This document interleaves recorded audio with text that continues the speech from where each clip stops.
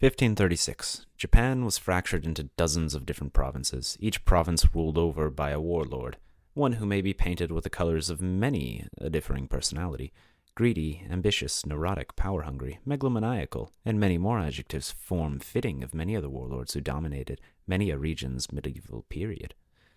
During the Sengoku period, an era of Japanese history which began in 1467 with the outbreak of a conflict in the city's streets of Kyoto, conflict which would later be dubbed the Onin War. When searching for a precise ending date of the time period, one will be met with conflicting answers depending on the source one might consult. Although the establishment of Tokugawa Ieyasu's government sometime shortly following the year 1600, or Tokugawa's death in 1615 are somewhat standard timeframes to bestow upon the title of end of the era. Prior to Tokugawa's rule over Japan, he was preceded by another great samurai, the samurai who would bring all of the main islands of the archipelago, save for Hokkaido, under the rule of one common government. His name was Toyotomi Hideyoshi. Hideyoshi would be renowned for his military prowess, but would also work to solidify and unify a peaceful Japan. Through his administrative policies and capabilities, Japan would harden and set as a relatively stable place following Hideyoshi's death. Hideyoshi was born in the village of Nakamura, Owari Province, most likely in 1536, although there is some dispute as to the exact year of his birth. Little is known regarding Hideyoshi's early life, as he rarely commented on it, either verbally or in writing. There was the uncommon occasion that he did mention his early childhood in letters to his personal friends and family. However, these were often full of exaggerations regarding occurrences during his early years that foreshadowed his future greatness. One particularly notable example is when he described a supposed dream that his mother had about a ray of sunlight shining into his mother, which then caused her to become pregnant with Hideyoshi. Ultimately, he would go on to serve the same warlord family that his father served, the Oda. While Hideyoshi's father served Oda Nobuhide, Hideyoshi himself served Nobunaga, the son of Nobuhide, following a brief stint in the armies of other nearby samurai. Hideyoshi would rise to become one of the most proficient commanders under the leadership of Oda Nobunaga.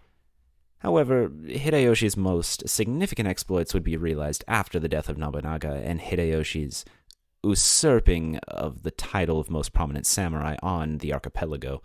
In 1582, while Nobunaga was staying in a monastery in Kyoto, another one of his subordinates, Akechi Mitsuhide, would lead his personal forces to surround the monastery and slew his former master. When news of this reached Hideyoshi, he force-marched his army to Kyoto and brought the annihilation of Mitsuhide's army. Mitsuhide himself was most likely eliminated by a group of angry villagers shortly thereafter. Hideyoshi went to collect the body and head, noticeably detached from each other, to present before Nobunaga's body. Hideyoshi would bring the island of Shikoku, Kyushu, and the entirety of Honshu under his control by 1590, and would soon send his armies across the sea to the Korean peninsula with hopes of expanding his rule to mainland Asia, and even going so far as to boast that his rule will extend over the entire world. Hideyoshi's goal of ruling the world would have to wait until he first unified Japan. His first actions were to solidify his leadership over the former Nobunaga subordinates through politicking and ultimately warfare. He would spend a brief period pacifying objectors to his new position as Nobunaga's successor, including Nobunaga's own son, defeating the opposition in battle and cementing his position as the dominant ruler over Nobunaga's domain. Hideyoshi's methods for dispatching enemies are worth delving into, as they differed in one particularly important regard from that of his predecessor.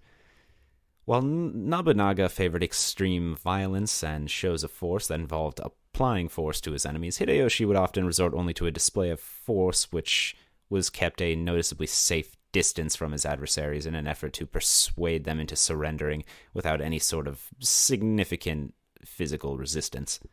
Those that did submit to him without a fight would in most cases find their decision well rewarded, with Hideyoshi often sparing the lives of his conquered enemies and even recruiting them into his ranks of subordinate daimyo, while often being granted rule over a particular province. Expanding rule to the remainder of the islands would begin during the early months of 1585 in Kii province, covering the area of modern-day Wakayama prefecture. Here on the peninsula, two sects of Buddhist monks rose to challenge Hideyoshi. known by the names of Jodo Shinshu and Shingon Shu. The Jodo Shinshu monks were known for being prolific arms manufacturers, and the Shingon Shu, sharing in their Buddhist brethren's martial practices, appear to have felt prepared to stand against a samurai army. Their confidence would be short-lived, as both sects surrendered within 3 days after the arrival of Hideyoshi with a force of 40,000 troops. The Shingon Shu would surrender after a number of their buildings were razed, and the primary monastery of the Negoro-ji was burned down during the fighting. The Jodo Shinshu would capitulate, seemingly following a show of arms. Hideyoshi would later work to further disarm any and all religious groups within the nation, as did Nobunaga before him. Hideyoshi, however, would also go on to later sponsor the construction of Buddhist temples in a showing of goodwill towards the defeated monks. Immediately following the march on the monks of the Kii Peninsula, Hideyoshi would turn his attention to the island of Shikoku later that same year. The island possessed 4 provinces, all under the rule of the Chosokabe clan, headed by Chosokabe Motochika. The invasion force was an estimated 100,000 strong and forced Motochika to surrender after only 1 month of fighting. The following 2 months would see the island's provinces divided amongst Hideyoshi's subordinate daimyo, and Motochika, being treated mercifully by the man whose mercy he was subordinated to, was granted rule over Tosa province, which spans the southern coast of the island of Shikoku. Returning to the large island of Honshu, Hideyoshi would throw his forces against those of Echu province, led by Sasa Narimasa. After roughly a month of fighting, Narimasa would surrender, doing so to Hideyoshi personally while donning monk's robes and a clean-shaven head. He would again spare the life of his defeated opponent.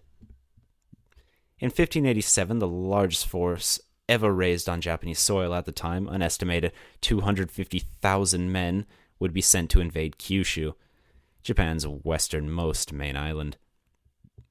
Prior to this, in late 1586, an advanced force, one of the commanders being the former adversary, Chosokabe Motochika, would be the first of the invaders to land on Kyushu soil.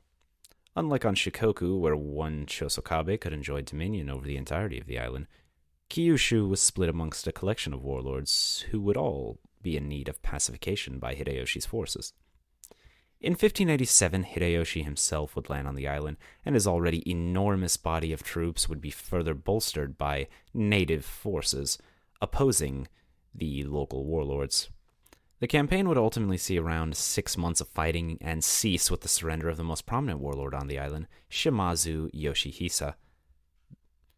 Kyushu was now under Hideyoshi's control. The island would be divided amongst the daimyo, and order was once more restored. Come 1590, Hideyoshi would once more be forced to turn his attention to the main Japanese island of Honshu, in the region known as Kanto, where the Hojo clan rose to challenge his increasingly expansive rule. The Hojo ruled over 9 provinces in the region and were headed by Hojo Ujimasa. Tokugawa Ieyasu would for the first time contribute troops to one of Hideyoshi's campaigns. Soon after the breakout of this conflict, Ujimasa would transfer the majority of his commanders into Odawara Castle in Sagami province, moving his entire command staff into one easy-to-crack nut, which proved to be an unwise decision, as after 2 months of siege, the castle surrendered, perhaps to show that one could not always defy Hideyoshi and, even in defeat, remained physically unharmed, or perhaps it was due to being offered ample time and opportunities to offer submission to Hideyoshi's rule, and still choosing to take up arms against him, that Ujimasa was not shown the same mercy as Chosokabe and Shimazu, and was ordered to commit seppuku. His surviving family were, however, spared.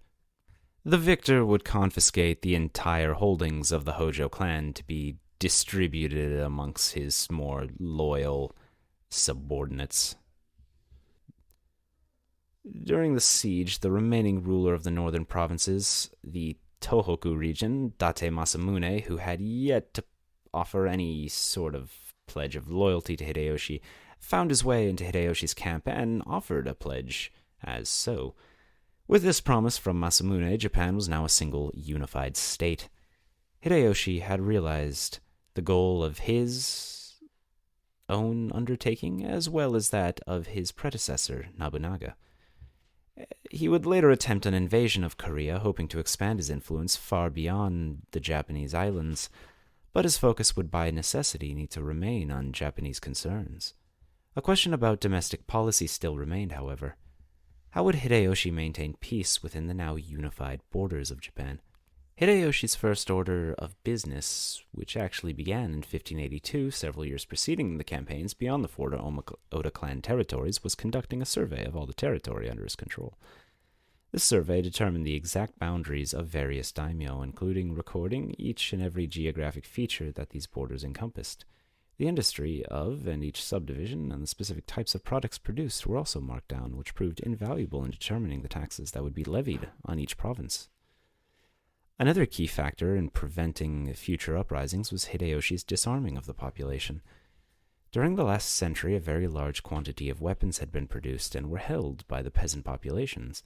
As many peasant farmers in peacetime were, of course, focused on agricultural industry. However, during the outbreak of war, many would take up arms and join the armies of the various regional warlords. This action would force them to abandon this dual career choice and focus solely on either agricultural labor or soldiering. His governing methods were known for their more relaxed approach in comparison to that of Nobunaga's, as he oversaw a more federative government, while Nobunaga's was far more unitary. The daimyo were most often entrusted to enforce the laws of Hideyoshi as well as that of their own provinces on their own terms, so long as they paid the taxes levied on them by the central administration and, of course, provided military service whenever it was necessary for them to do so.